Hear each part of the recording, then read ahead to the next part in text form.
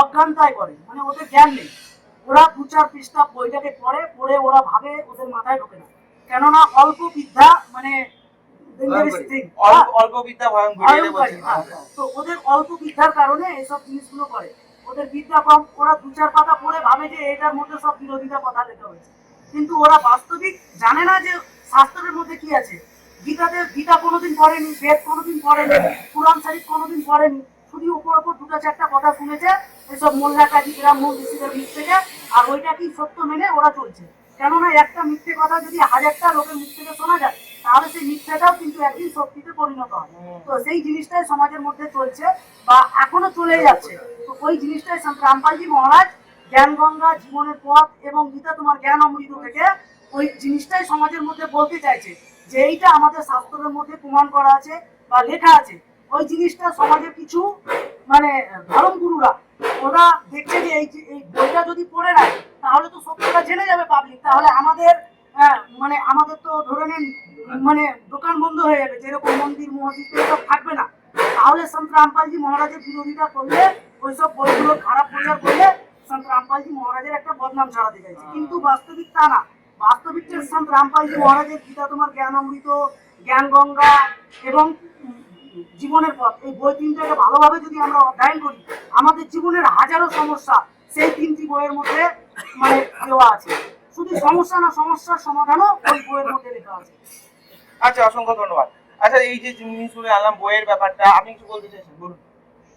সাহেব, আমাদের পরমাত্মা রামপাল মহারাজি যে আমাদের মন্ত্রটা দিয়ে, এটা শাস্ত্র হিসাবে মন্ত্রটা দিয়ে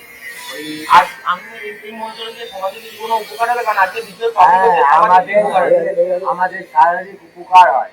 ওই মন্ত্র আমাদের যে রোগ কষ্ট হয়, কেন কষ্ট হয় শরীরের মধ্যে, সেটা আমাদের শাস্ত্রের মধ্যে আমাদের পরমাত্মা ওম তৎসৎ একটা মন্ত্র আছে। এই মন্ত্রটা জপ করলে না, পরমাত্মা যেটা দিলে আমাদের শরীরে কোনো রোগ ব্যাধি হয় না। আচ্ছা, তো রোগ ব্যাধির ব্যাপারটা হচ্ছে সমাজের বিভিন্ন দিকে সন্ত রামপালজি মহারাজের অনেক রকম উপকার আছে। আচ্ছা, আমি এখানে কয়েকটা জিনিস অলরেডি ভিডিও তৈরি করতে আসার আগে একটু রিসার্চ করেছিলাম, সেগুলো নিয়ে একটু আমি জানতে চাইবো। যে জাতিভেদ নিয়ে আমরা অলরেডি শুনলাম, তারপর আমাদের যে বর্ণ যেটাকে বলা হয় কি যেন বলে, ব্রাহ্মণ, বৈষ্ণব, ক্ষত্রিয়, শূদ্র, এই যে জিনিসগুলো আছে, এই জিনিসগুলোর ব্যাপারটা কি এবং এইগুলোর ব্যাপারে সমাজে কিরকম এফেক্ট হচ্ছে সেটা তো আমরা দেখতে পাচ্ছি, কিন্তু সন্ত রামপালজি মহারাজ এই জিনিসগুলোকে কিভাবে ক্ল্যারিফাই করছে এবং এইগুলো দিয়ে মানুষের এগুলোর যে সঠিক জ্ঞানটা মানুষের মধ্যে দিয়ে কিভাবে জিনিসটাকে ঠিক করার চেষ্টা করছে, সেটা যদি কেউ আমাকে একটু বলবেন। আপনি বলবেন? আচ্ছা, আপনি বলুন। সন্ত রামপালজি মহারাজ এই যে ধর্মের মধ্যেও অনেক রকম বর্ণ থাকে, সেই জিনিসটা বিষয় নিয়ে আপনি যখন জিজ্ঞাসা করলেন, সন্ত রামপালজি মহারাজ যে মানে সৎসঙ্গের মধ্যে বলেন যে গীতার মধ্যেও সেটা বলা হয়েছে, হ্যাঁ, जो ब्राह्मण से ब्रह्म को जाने, पंडित से जो पिंड की जाने। ব্রাহ্মণ তাকেই বলা হয় যিনি ব্রাহ্মণ, মানে ভগবানকে যিনি জেনেছেন, ভগবানের বিষয়ে যিনি জানেন, তাকেই ব্রাহ্মণ বলা হয়। অ্যাকচুয়ালি ব্রাহ্মণ হচ্ছে সেই। আর পণ্ডিত সোজো পিন্ড কি জানে, পণ্ডিত মানে পণ্ডিত তাকেই বলা হয় যে নিচু থেকে নিয়ে একদম উপরের জ্ঞান রাখেন। হ্যাঁ, সেই জ্ঞান প্রাপ্ত করার জন্য গীতাতে তার পরিচয় দেওয়া আছে। সেই জ্ঞানকে প্রাপ্ত করতে হলে বা সেই জ্ঞানের বিষয়ে জানতে হলে আমাদেরকে তত্ত্বদর্শী সন্তের খোঁজ করতে বলেছে। এটা গীতার মধ্যে হিন্দু ধর্মে থেকে বলছেন। আর মুসলিম ধর্মের যদি যান, ওতেও প্রমাণ আছে। সন্ত রামপালজি মহারাজ সৎসঙ্গের মধ্যে বলেন আমাদেরকে কুরআন শরীফের মধ্যে ইলিম বালে বাখাবার, হিন্দি মানে হিন্দি কুরআন শরীফ থেকে উনি দেখান, তো হিন্দিতে ওকে ইলিম বালে বাখাবার মানে সর্বোচ্চ জ্ঞান যিনি রাখেন ওনাকে বাখাবার বলা হয়। এবং ইলিম মানে মানে সর্বোচ্চ জ্ঞান যিনি রাখেন ওনাকে মানে ইলিম বালে বাখাবার বলা হয়। তার কাছে গিয়েই সেই জ্ঞানটা আমরা প্রাপ্ত করতে পারবো, প্লাস পণ্ডিত হওয়ার যোগ্যতা আমরা হাসিল করতে পারবো। সে তত্ত্বদর্শী সন্তকে আমরা যেদিন খুঁজে নেবো, প্লাস ইলিম বালে বাখাবারকে যেদিন খুঁজে নেবো। হ্যাঁ, ওই ব্যক্তি দুটো ভাষায় বলা হয়েছে, মুসলিম ধর্মে বাখাবার বলেছে, হিন্দু ধর্মে তত্ত্বদর্শী সন্ত বলেছে, কিন্তু অ্যাকচুয়ালি সে একজনই হবেন। হ্যাঁ, সেইটাকে আমরা যদি জানতে চাই, তাহলে প্রথম নম্বরে জানার জন্য আমাদেরকে এই জিনিসটা ভুলতে হবে যে আমি হিন্দু বা আমি মুসলিম।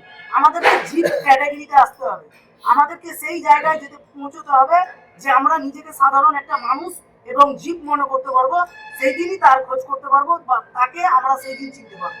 কেননা আমরা যতদিন হিন্দু আর মুসলিম নিজেকে মনে করব, ততদিন আমরা তার কাছে পৌঁছানো তো দূরের কথা, তার বিষয়ে আমরা ভাবনা চিন্তাও আনতে পারবো না আমাদের মধ্যে। তো সেই জিনিসটা আমি আপনাদের চ্যানেলের মাধ্যমে বলতে চাই পাবলিককে, বা সাধারণ আমাদের সমাজের ভগৎ ভাই বোনেদের বা আমাদের সমাজের ভাই বোনেদেরকে এটা আমি বলে দিতে চাই যে তার পরিচয় বা তার মানে তার কাছে যাবার জন্য আমাদেরকে আগে মানবতায় আসতে হবে, আমাদেরকে আগে জীব হতে হবে, আমাদেরকে ধর্ম নিরপেক্ষ হয়ে আমাদেরকে তার খোঁজ করতে হবে। তাহলেই আমরা সে ভগবান বা আল্লাহ বা গড তার খোঁজ করতে পারবো।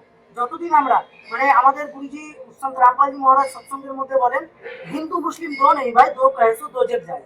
যে হিন্দু আর মুসলিমকে দুটো মনে করে তার মানে নরকে জায়গা হয়, তাকে দোজেকও বলে মুসলিম ভাই বোনেরা, দোজেক বলে হিন্দু ভাই বোনেরা, নরক বলে, কিন্তু জায়গা সে একটাই। আমরা মানে দুটো করে নিয়েছি আমাদের ভাষা অনুসারে, কিন্তু জিনিস একটাই, জায়গাও একটা। কিন্তু আমরা যতদিন নিজেকে জীব না মনে করে নিতে পারবো, আমরা যতদিন ভগবানের সবকে এক যতদিন না মনে করতে পারবো, যে হিন্দু মুসলিম ছেড়ে আমরা যেদিন মনে করব যে আমরা এক আল্লাহর সন্তান বা এক ভগবানের সন্তান, সেই দিনই আমরা তার খোঁজ বা তার তার প্রতি একটা ভাবনা চিন্তা মানে পজিটিভলি আমাদের ভেতরে তৈরি হবে। আর আমরা যতদিন মানে হিন্দু মুসলিম করব, আমাদের মধ্যে ভাবনা চিন্তা তো মানে নেগেটিভ থাকবেই থাকবে। আমরা আল্লাহ ভগবানের থেকে কোষও দূরে থাকবো। ভগবান আমাদেরকে জাতিভেদ করেনি, এইটা এটা আমরা আমরা বলতে কি আমরাও বানাইনি, আমরা ভাবছি মানুষ বানিয়েছে, কিন্তু মানুষ না। সন্ত রামপালজি মহারাজ আমাদেরকে বলে দিয়েছে যে ইনি হচ্ছে গুপ্ত রূপে, একে কাল বলা হয়। হিন্দু ধর্মের ভাই বোনেরা বলে কাল একে, আর মুসলিম ধর্মের ভাই বোনেরা একে শয়তান বলে। তো এই হচ্ছে মানে ধর্মকে বেটে দেওয়ার মানে মূল কারণ হচ্ছে ইনি। হ্যাঁ, ইনি গুপ্ত রূপে সর্বধর্ম বানিয়েছে এবং মানে আলাদা আলাদা আলাদা পন্থে আমাদেরকে বেটে আমাদেরকে ভগবানের থেকে দূর করে রাখার মেন কারণ হচ্ছে এই। আর এনাকে কাল বলে সন্ত রামপালজি মহারাজ। আচ্ছা, এই যে জিনিসটা বললেন, এখান থেকে একটা জিনিস তো ক্লিয়ার হলো যে সবাই মানুষে যারা আছেন সবাইকে যদি একই পরমাত্মার সন্তান হয়, তাহলে এত আলাদা আলাদা কেন? তো সন্ত রামপালজি মহারাজ কি করছেন, তাদেরকে তাদের অরিজিনাল বাবা, যেখানে তিনি দুজন নাম বললেন, শয়তান আর একটা কাল নাম বললেন, তো এর কাজ হচ্ছে যে জিনিসগুলোকে আলাদা আলাদা করে ভাগ করে দেওয়া, মানুষের মধ্যে হিংসা এইসব জিনিসগুলো আছে সবগুলোকে মিটিয়ে সব মানুষ এক, হিন্দু মুসলিম খ্রিস্টান বৌদ্ধ যত আছে সবাই আসলে, হ্যাঁ যদি এটা আলাদাই হতো তাহলে মানে যে জন্মানোর টাইমেই তো মানুষ বিভিন্ন ধর্মে তাকে বানিয়ে পাঠাতো, তুমি এই ধর্মের লোক হবে, তুমি ওই ধর্ম। মানুষ যখন জন্মায় সে তো মানুষ হয়েই জন্মায়, তারপরে সে কোনো না কোনো ধর্মের জন্মসূত্রে বা কোনোভাবে অন্য ধর্মে যায়। আচ্ছা, এরপর আমার আরো কয়েকটা জিনিস, যেমন বেশ কয়েকটা জিনিস আমি জেনে গেলাম। একটা হচ্ছে সমাজের ধর্মর ব্যাপারটা একটা খুব ইম্পর্টেন্ট জিনিস, এটাকে রামপালজি মহারাজ কাজ করছেন যেটার উপর। আর নেশা মুক্তি করছেন, মানুষজনের যারা গরিব দুস্থ মানুষ তাদের সাহায্য করছেন, শিক্ষা পড়াশোনা খাওয়া দাওয়া এগুলো দিচ্ছেন। এর বাইরে আর একটা জিনিস করে থাকে, সেটা হচ্ছে স্বাস্থ্য। তো সন্ত রামপালজি মহারাজ মানুষের স্বাস্থ্যের জন্য কিছু করছেন, এরকম যদি আপনারা একটু বলেন। দেখুন, আমাদের সব গ্রন্থে কবির সাগরে যেরকম লেখা আছে যে নো মান সুদ উলজিয়া ঋষি রহে যতমা সদ্গুরু এসা সুলজাদে উলঝেনা দুদিবার। তো আজকে আমাদের সে সদ্গুরু সন্ত রামপালজি মহারাজ, সে গুরু রূপে সে ভগবান, তিনি এখন ধরাধামের উপর বিরাজমান আছেন। আর তিনি সেই নো মান সুদ অর্থাৎ 360 কিলোগ্রাম সেই সুতো এই জগতে এইরকম ধরন সেই রকম ভ্রমের মাধ্যমে আমাদের পেঁচিয়ে রেখেছে এই মায়ার দ্বারা। স্বাস্থ্যর কথা বলছি আমি, এরকম যেটা জিজ্ঞেস করবো সেটাই বলবেন। স্বাস্থ্য নিয়ে যদি আমি আপনাকে কিছু বলতে পারি, যেটা সন্ত রামপালজি মহারাজের সমাজের জন্য করছেন। স্বাস্থ্য নিয়ে হচ্ছে হেলথের কথা বলছেন। আচ্ছা, হেলথ হচ্ছে মানে মেডিকেল। স্বাস্থ্য নিয়ে হচ্ছে যেমন মেডিকেলে, যেমন আমাদের গুরুজি আশ্রমে বছরে 6টা প্রোগ্রাম হয়। সেই প্রোগ্রামে আমাদের গুরুজি চক্ষুদান, এখানে আবার দেহদানের ব্যবস্থা করা হয়েছে। আর এতে চিকিৎসা মানে বয়স্ক লোক যারা আছে তাদের বিনা পয়সার চিকিৎসা টিকা। আর ওখানটায় হচ্ছে যারা মানে চশমা দরকার পড়বে, চশমা ওয়েট মানে চোখের হিসাবে সব ফ্রিতে দেওয়া হচ্ছে, একদম ফ্রিতে, কোনো টাকা পয়সা লাগে না। একটা দুটো চশমা লাগাও, দুটো চশমা ফ্রিতে দেওয়া হবে।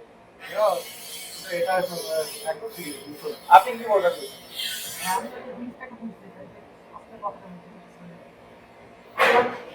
জোরে বলুন। সংসারে